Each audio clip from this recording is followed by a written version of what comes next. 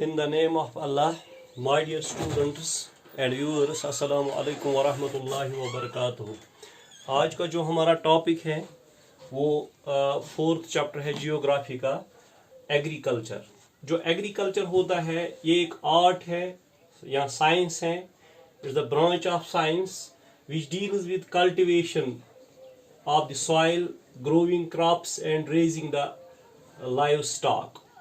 या हम इस तरह कह सकते हैं, it is the art and science of cultivating the soil, growing crops and raising livestock. Agriculture में हम क्या करते हैं, ये वो साइंस है, ये वो आर्ट है जिसमें हम सॉइल को कल्टिवेट करते हैं, जिसमें हम क्रॉप्स को ग्रो करते हैं, जिसमें हम लाइवस्टॉक को रेज करते हैं। अब दूसरी बात यह है कि ये क्रॉप क्या होता है। जो क्रॉप है ये प्लांट हो सकता है या प्लांट प्रोडक्ट हो सकता है जिसको हम ग्रो करते हैं, फिर हार्वेस्ट करते हैं फॉर प्रॉफिट। फॉर एग्जांपल हम किसी प्लांट को ग्रो करते हैं, फिर हार्वेस्ट करते हैं, किसके लिए? प्रॉफिट के लिए।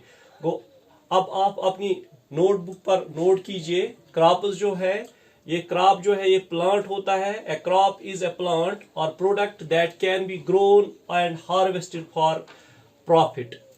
अब जो क्रॉप्स हैं इसके दो टाइप्स हैं अकॉर्डिंग टू सीजन। अगर हम खरीफ क्रॉप्स की बात करेंगे, खरीफ क्रॉप्स का सीजन होता है जुलाई टू अक्टूबर। फॉर एग्जांपल जो खरीफ क्रॉप्स हैं इसमें आते हैं राइस, मेज, मिलेट, ग्राउंडनट, सोयाबीन एटसेट्रा।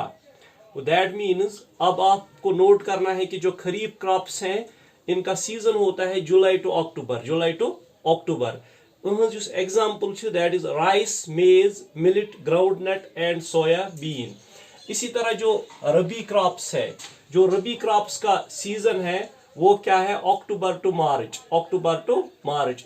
इसमें क्या आते हैं? वीट है, बार्ले है, मस्टर्ड है। आप नोट कीजिए kharif crops and rabi crops. Kharif crops का season July to October and rabi crops का सीजन अक्टूबर टू मार्च। इसी तरह है जो क्वेश्चन पूछा जा सकता है इस चैप्टर से, India is bestowed with the variety of crops and multiple cropping season. Give reasons बोलने हैं कि जो इंडिया है it is bestowed with the variety of crops. इसमें वैरायटी ऑफ क्रॉप्स बनते हैं और मल्टीपल क्रॉपिंग सीजन्स है।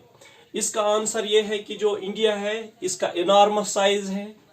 इनॉर्मस साइज की वजह से जो इंडिया है it is bestowed with the variety of crops and it is bestowed with the multiple cropping season. Enormous size इसका आंसर है, इसका रीजन है।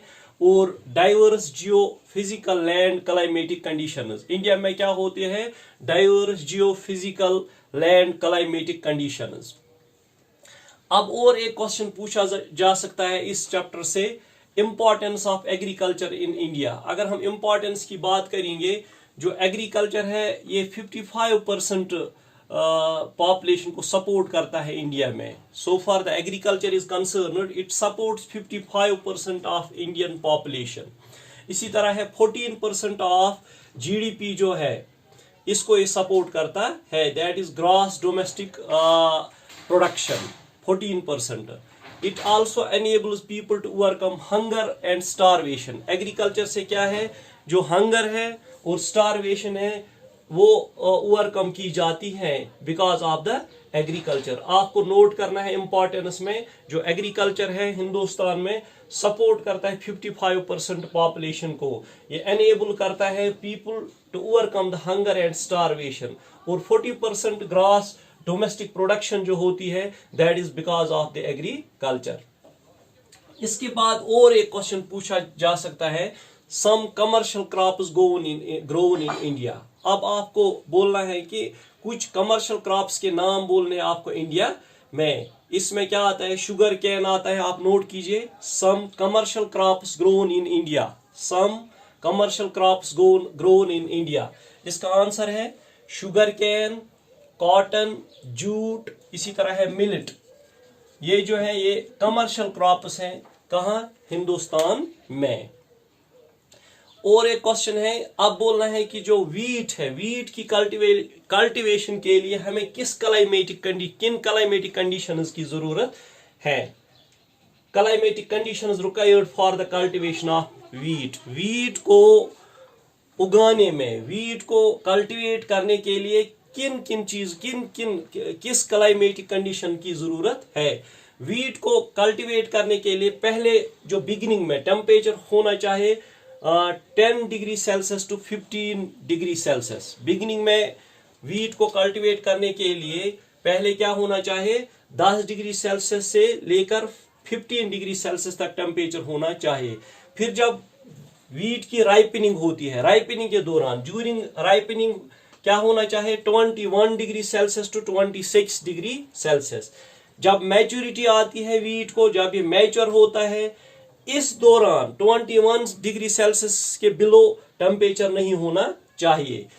इसी तरह है, जरूरी इसमें क्या होना चाहिए, annual rainfall 100 centimetre annual rainfall, ये भी है requirement for the cultivation of wheat. को दैट मीन्स आपको लिखना है climatic conditions required for cultivation of wheat. पहले बिगिनिंग में क्या होना चाहिए, 10 डिग्री सेल्सियस टेम्परेचर से लेके 15 डिग्री सेल्सियस टेम्परेचर तक। फिर जब राइपनिंग होती है वीट की, उस वक्त 21 degree Celsius to 26 degree Celsius. At maturity that is temperature must not fall below the 21 degree Celsius. इसी तरह है, और एक रिक्वायरमेंट है, that is 100 centimetres annual rainfall. Wish you the best of luck.